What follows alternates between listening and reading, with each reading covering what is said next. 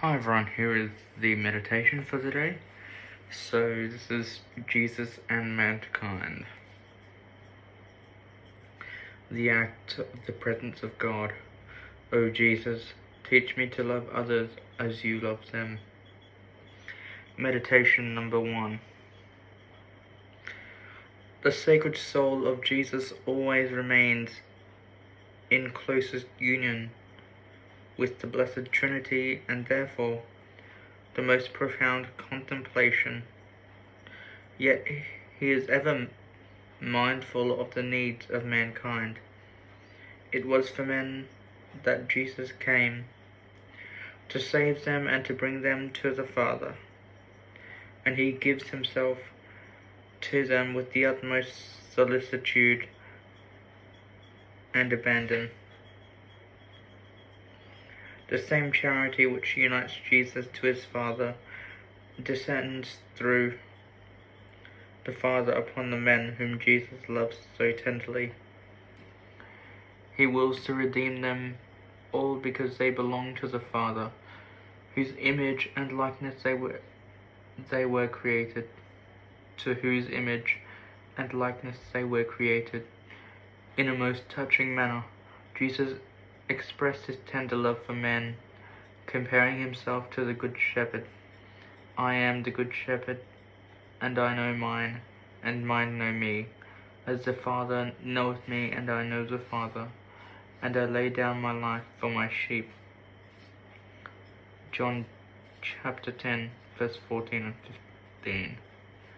Jesus likens his union with us to the union he enjoys with his Father, the terms of comparison being knowledge and love. Certainly it is only a simple similitude, and yet Jesus delights to speak of it. He sees and knows the Father in the splendor of his glory, but he also sees and knows each one of us in the reality of our poverty, sorrows, and longings. He loves the Father and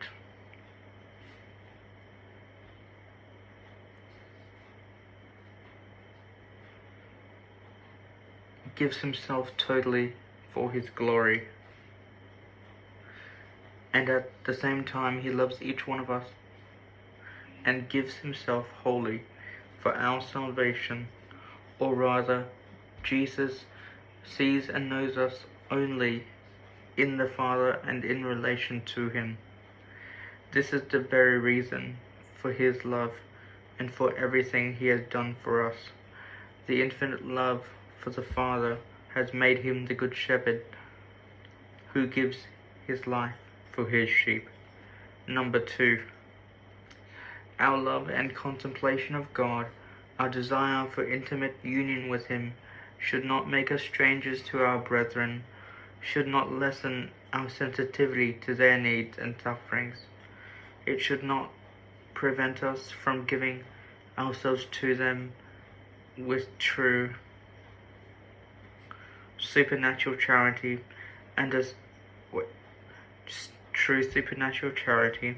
as far as our state in life permits. No state of life, even the most contemplative, can excuse us from the duty and necessity of caring for our neighbor. If external works are reduced to a minimum, we must devote ourselves to our neighbor by prayer and apostolic immolation. When love for God is genuine and intense, it does not confine the soul within itself, but in one way or another, it always leads it to embrace all those who belong to God, because they are his creatures, his children, and the object of his love. Although Jesus was God, he did not hold himself aloof from men. He willed to feel and experience all their needs, even their temptations, without sin. He shared with them a life of privation, fatigue, painful poverty, and suffering. Therefore, If we wish to attain to an effective fraternal charity, we must feel the sorrows, the poverty, and the material and spiritual needs of our neighbor. We must feel these in order to sympathize with him.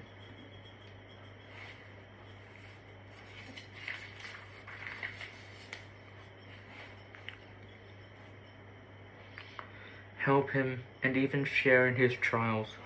We must sacrifice ourselves, our ease and comfort, in order to give ourselves to others.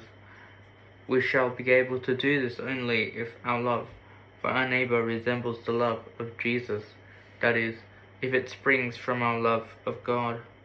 Only one who loves others for the love of God will have that strong, persevering, fraternal charity which never fails. Here is the colloquy. O Jesus, why am I not moved by your solicitude and tender love for us, your poor creatures?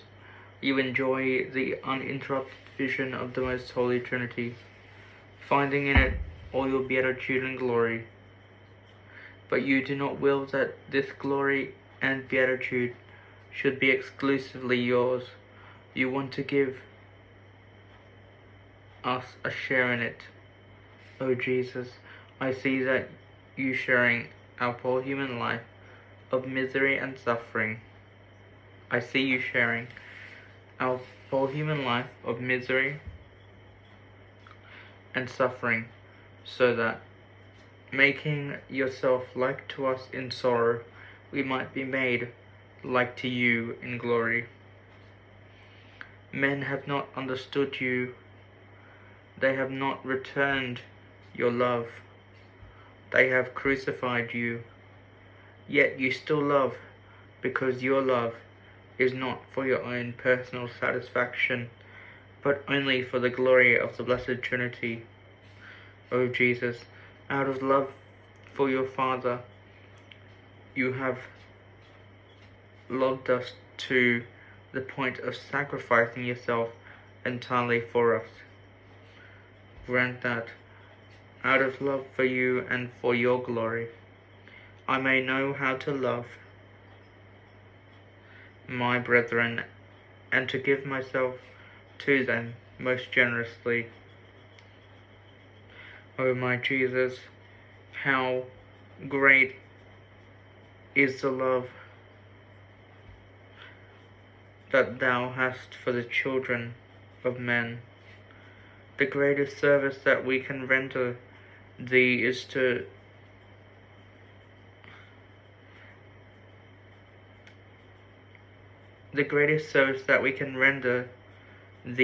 leave thee for love of them and for their advantage. By doing this, we possess thee the more completely. For, although the will has less satisfaction in the enjoyment of thee, the soul is glad that thou art pleased, and sees that, while we live in this mortal life, earthly joys are unsure, even though they seem to be bestowed by thee, unless they are accompanied by the love of our neighbor. He who loves not his neighbor loves not thee, my Lord. For in all the blood thou didst shed, we see the exceeding great love for which thou bearest. We see the exceeding great love which thou bearest for the children of Adam.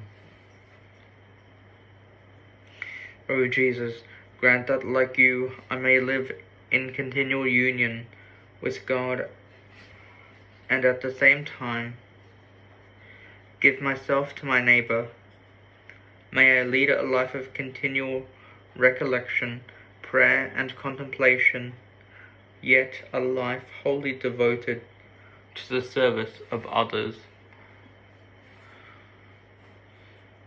Thank you for listening. To support me further, please like, share, subscribe, comment, and God bless. Thank you.